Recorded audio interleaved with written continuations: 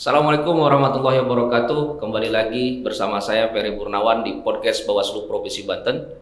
Hamdan wa syukronillah, amma ba'du. Syukur kepada Allah Subhanahu wa taala kita diberikan kekuatan, kesehatan yang terutama adalah nikmat iman dan Islam. Kita di suasana Ramadan 1442 Hijrah. Podcast Bawaslu Provinsi Banten hari ini kedatangan tamu yang sangat cantik sekali. Tamu dari Bawaslu Kota Tangerang Selatan. Iya. Dengan Bu Karin ya. Karina Permata. Karina Permata Hati. Seperti namanya, Permata Hati. Bu Karin jauh-jauh dari Tangsel menuju Kota Serang. Di situasi yang sudah harusnya hilir mudik ya. Tapi pemerintah melarangnya untuk tidak mudik. Dari dalam perjalanan pasti Ibu Karin mengalami kendala-kendala ya. Iya, ada pemeriksaan. Ada pemeriksaan ya, penyekatan ya. Jadi perjuangan Bu Karin untuk datang ke podcast Bawaslu Banten itu perjuangannya memang begitu ibadah. berat. Oh, ibadah. Bu Karin ini adalah anggota Bawaslu Kota Tangsel. Tentu dalam kerja-kerjanya Bu Karin ya. Bu Karin harus memiliki prinsip asas ya. Ada 12 asas ya. Jadi harus mengacu pada asas-asas pemilu sebagai penyelenggara pemilu. Di antaranya akuntabilitas ya, Bu Karin. Nah, pada kesempatan hari ini Bu Karin mau bicara, mau menjelaskan kepada kita bagaimana itu tentang akuntabilitas, terutama dalam hal tanggung jawab. Bu Karin, betul seperti itu ya? Betul. Jadi hari ini kita bicara tentang tanggung jawab. Seperti sebelum-sebelumnya, juga kita bahas tentang asas-asas pemilu di narasumber sebelum-sebelumnya ya, Bu Karin. Nah, Bu Karin, bagaimana tanggung jawab itu dalam perspektif hukum kepemiluan? Oke, kalau di prinsip 12 itu tidak ada yang menyebutkan tentang tanggung jawab. Tidak ada, Bu Karin ya? Secara langsung, dua kata itu tanggung jawab. Tapi kalau kita hubungkan, di situ ada yang namanya akuntabilitas. Jadi dapat dipercaya gitu. Dapat dipercaya. Dilihat dari situ adalah prinsip kode etik kita. Jadi dalam melaksanakan pelaksanaan pengawasan, baik secara kewajiban dan kewenangan, kita harus bertanggung jawab. Betul. Nah, kalau bicara dari undang-undangnya, ada kata-kata tanggung jawab yang melibatkan secara keseluruhan baik dari Bawaslu RI sampai dengan Bawaslu tingkat kota. Tingkat kota, kabupaten kota. Di situ sebut di undang-undang itu ada sebut mengatakan bahwa dalam pelaksanaan kepemiluan menjadi tanggung jawab Bawaslu Republik Indonesia, Bawaslu Provinsi, dan Bawaslu Kabupaten Kota. Sejauh ini Bu Karin beberapa bulan yang lalu melaksanakan pilkada ya. Oh iya benar. Pilkada, pemilihan wali kota dan wakil wali kota. Nah, apa yang Ibu Karin rasakan? Tanggung jawab seperti apa itu Bu Karin yang sudah dilakukan? Oh iya benar, tanggung jawab terkait tanggung jawab sama dengan kode etik ya. Kalau saya selalu menyangkutkan dengan integritas dan kode etik.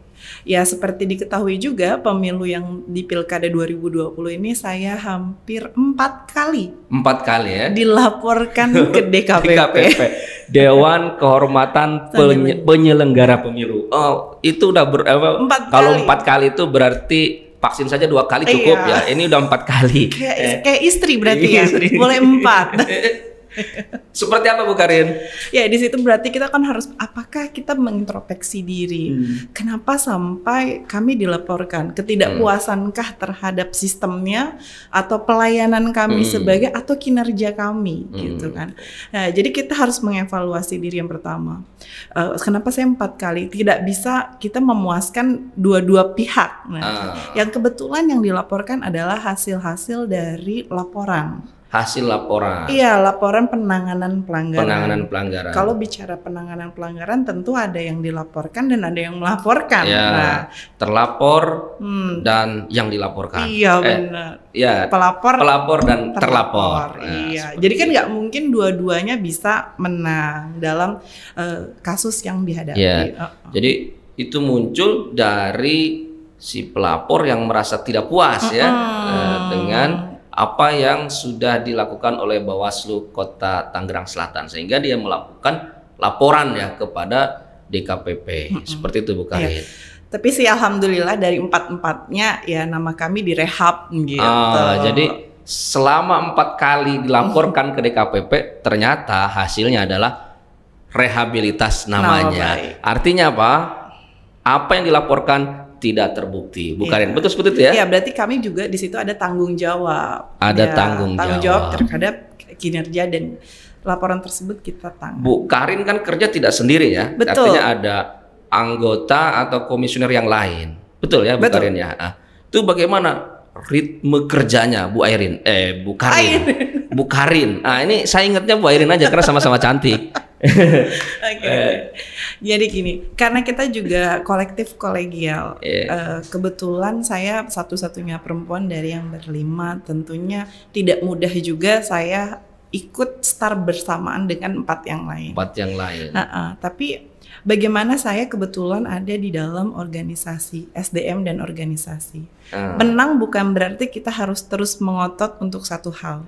Mengalah untuk menang juga ada. Ada. Gitu. Jadi kalau saya dalam membuat suatu kebijakan bersama, itu matang dulu di tingkat kami. Dan saya selalu mengolah organisasi itu di atas untuk solid. Ya. Jadi Bawaslu itu tidak sendiri, tapi di Tangsel itu berempat ya, berlima ya. Jadi kerjanya keputusannya harus kolektif kolegial. Iya betul. Betul ya, Bu Karin ya, seperti itu. Jadi kerjanya jadi tidak sendiri, harus bersama-sama. Bu Karin, ini mumpung lagi Ramadan Bu Karin. Ramadan biasanya bicaranya hal-hal yang baik-baik tentang agama Bu Karin ya. Nah Bu Karin, tadi kita bicara tentang tanggung jawab dalam perspektif kepemiluan, Bu Karin. Nah ini kita bicara tentang agama, ya. Ada tidak sahabat Nabi yang Ibu tahu gitu ya, yang bisa kita teladani sikap tanggung jawabnya? Mungkin saya ada satu cerita yang selalu saya ceritakan kepada staf saya ketika kita lagi Ramadan seperti ini. Jadi dia adalah Ummu Janah namanya, Ummu Janah. Ummu Janah, Ibu Janah. Ibu Janah lah dia ini. Dia ini sudah tua dan sakit-sakitan. Kerjanya itu hanya membersihkan musolah tempat Nabi dan sahabat Nabi suka sholat. Dia hanya membersihkan, dan kalau masjid musola itu kan tidak kotor banget gitu ya. Debu-debu saja hanya dibersihkan. Itu dia menekuni pekerjaannya dengan penuh tanggung jawab, merasa bahwa itu menjadi tanggung jawabnya, ikhlas di situ menjalani pekerjaannya. Satu ketika si Ibu Janah ini meninggal dunia. Banyak orang tidak menyadari bahwa kepergiannya Ibu Janah ini, karena ya saking mungkin hanya cuman bersih-bersih, bukan yang azan, imam gitu kan, atau mungkin yang kita bisa rasakan secara langsung gitu. Tapi Nabi saat itu menyadari ketidakhadirannya. Dia bertanya kepada sahabatnya, kemana Ibu Janah? Ibu Janah sudah meninggal. Kan? Kenapa kalian tidak memberitahu saya? Seolah-olah kematiannya adalah hal yang sepele. Nah dari situ disampaikan bahwa tidak ada pekerjaan kecil yang hal itu sia-sia jika dikira. Jadi Nabi menyampaikan bahwa pekerjaan sekecil apapun, jika kita bertanggung jawab, itu merasakan semuanya. Jadi saat itu Nabi langsung datang ke rumah, ke makamnya dan menyolatkan. Dan menyolatkan secara gaib. Karena sudah dimakamkan. Dari sekian sahabat-sahabat Nabi tidak menyadari ketidakhadirannya. Jadi sekecil apapun harus kita hargai pekerjaan itu. Kalau disangkutkan dengan pengawasan, bahkan mungkin sampai ke tingkat TPS kalau saya. Sampai tingkat TPS. Pengawas di TPS. Tidak ada pekerjaan kecil yang mungkin kita di atas tingkat kota atau bahkan provinsi untuk tidak menghargai atau mengakui keberadaan teman-teman di tingkat bawah. Bu Karin, apa yang tadi Ibu ceritakan, apa pelajaran yang bisa dapat kita ambil? Tentu saya menyadari, saya balikan kepada kita di Bawaslu. Saya selalu mengarah kepada teman-teman saya selalu bilang kepada kalau saya menganggapnya rekan kerja di tingkat kecamatan, tingkat kelurahan, bahkan sampai ke staf saya. Kita tidak boleh tidak menghargai pekerjaan seseorang yang dikerjakan dengan penuh tanggung jawab. Apapun bentuk pekerjaannya. OB sekalipun, PTPS yang mungkin hanya bekerja pada hari H, karena kita tidak bisa berjalan sendiri. Tanpa ada PTPS juga tidak akan pernah berhasil itu pemilu. Iya, cacat secara hukum. Cacat secara hukum. Iya, benar. Cacat secara hukum karena memang harus kehadiran PTPS saat pelaksanaan pemilu. Jadi pekerjaan-pekerjaan kecil yang mungkin kita bisa lihat adalah di lingkungan sekitar OB yang mungkin kita nggak menyadari emang seberapa penting pekerjaan mereka gitu. Tapi kita tidak tahu kalau tidak kehadiran mereka, kantor yang berantakan pasti gitu kan. Kerjanya tidak nyaman. Iya benar, nggak nyaman. Kalau ada tamu bisa jadi kita yang repot sendiri. Nanti bisa juga terserang penyakit karena kotor tadi. Iya benar. Jadi harus juga menghargai ya. Jadi seperti itu Bu Karin ya. Oke Bu Karin. Selama Bu Karin menjabat sebagai komisioner Bawaslu Kota Tangerang Selatan, ini pengamalan nilai-nilai tanggung jawab itu dalam keseharian seperti apa Bu? Kalau saya bicara tentang tanggung jawab itu dibagi dua sebenarnya. Kalau kita bahas tentang pengawasan, yang pertama tanggung jawab terhadap moral dengan kode etik. Dan moral dan kode etik. Itu pertama. Jadi moral secara kode etiknya. Yang kedua adalah tanggung jawab terhadap pekerjaannya. Terhadap pekerjaan. Itu dua hal yang tidak terpisahkan. Contoh hal kecil saat kita melakukan pengawasan. Ya, itu kita harus bertanggung jawab terhadap moral kita dulu secara kode etik. Kita harus menjalankan itu dan bertanggung jawab atas apa yang dilakukan di pengawasan tersebut. Menulis ke form A, mencatat ke form A, gitu. Bu Karin kan wanita, selain juga di Bawaslu tentu juga harus mengurus keluarga ya Bu Karin ya. Oke, itu bagaimana Bu Karin untuk mengatur itu? Ada waktu untuk keluarganya seperti apa? Ada dong. Seperti apalagi ditambah kita juga butuh me time. Karena gini, Bawaslu itu kerjanya ya 24 jam ya. 24 jam Bu Karin ya. Saya pernah sampai pulang jam 4 subuh juga. Jam 4 subuh. Nah, itu bagaimana mengatur, apakah tidak protes misalkan anak atau suami gitu ya Bu Karin? Iya. Kuncinya satu. Apa itu Bu Karin? Berbagi. Berbagi. Saya selalu berbagi peran di rumah, di kantor, kita berbagi peran. Iya, berbagi peran. Kita tidak bisa sendiri. Karena gini Bu Karin, ada dalam asas pemilu juga itu kepentingan umum itu ya, mendahulukan kepentingan umum dibanding kepentingan keluarga. Betul. Ya, jadi memang lebih banyak di kantor ya, betul, dibanding di rumahnya Bu Karin. Betul seperti itu ya, betul. Gimana yang Bu Karin rasakan? Kita selalu punya yang namanya saya bilang ada waktu quality time. Waktu keluarga. Tahapan juga tidak berjalan selama 1 tahun full 24 jam, 7 hari full. Enggak. Dia ada masa-masa di mana memang ada masa tenang yang kita mungkin seperti masa tenang bahasanya.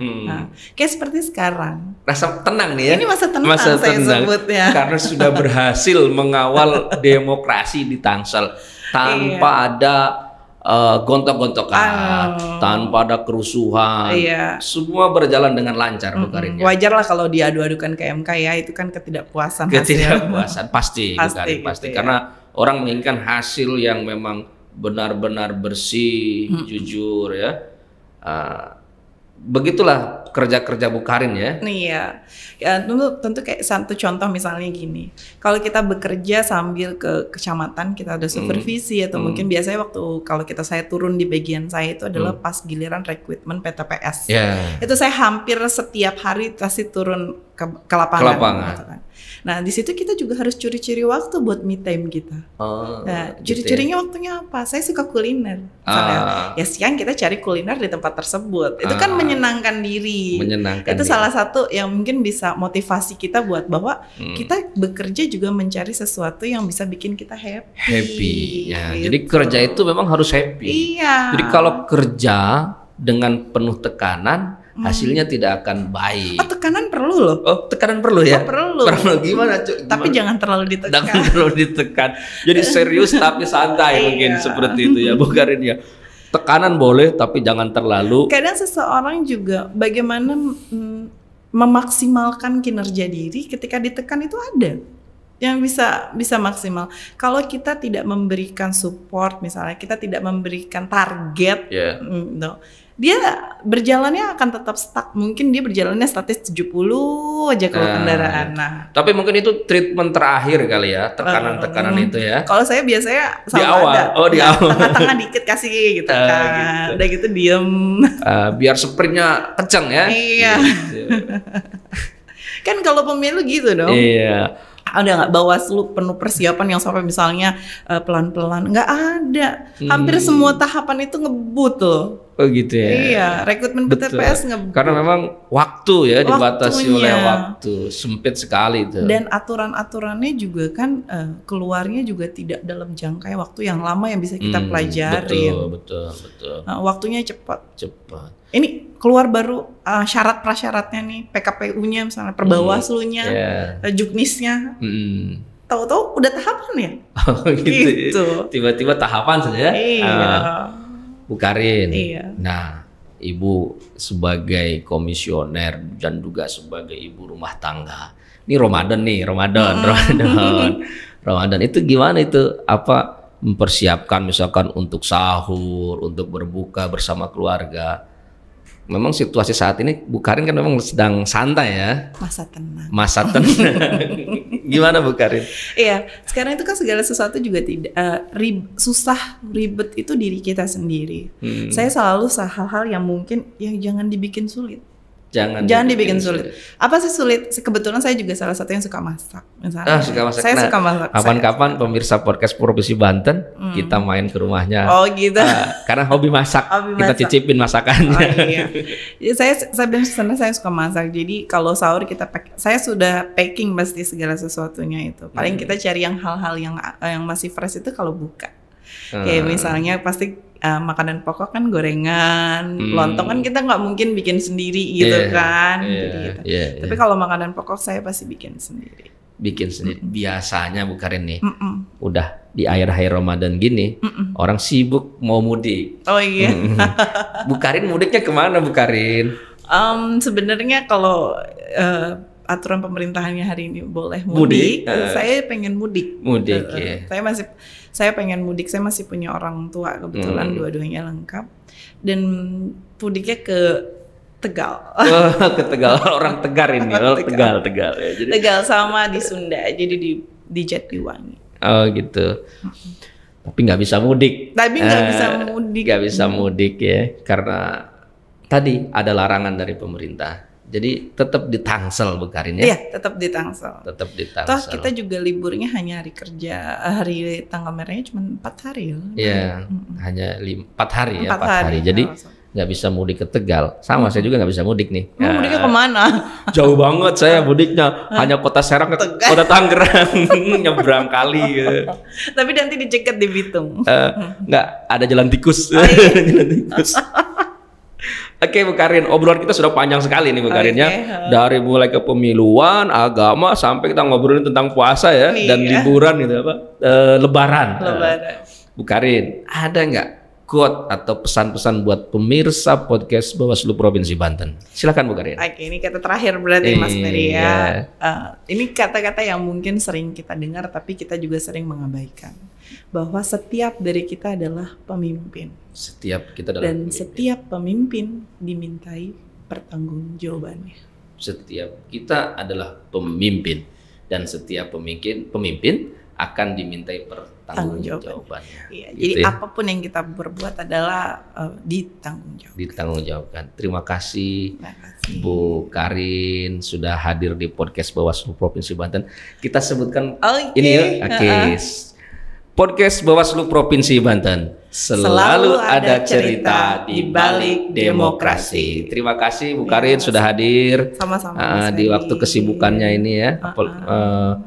kita nanti ketemu lagi setelah Lebaran. Ya, kita ngobrol-ngobrol lagi ya. Semoga puasanya lancar ya, karena Amin. sebentar lagi mau buka.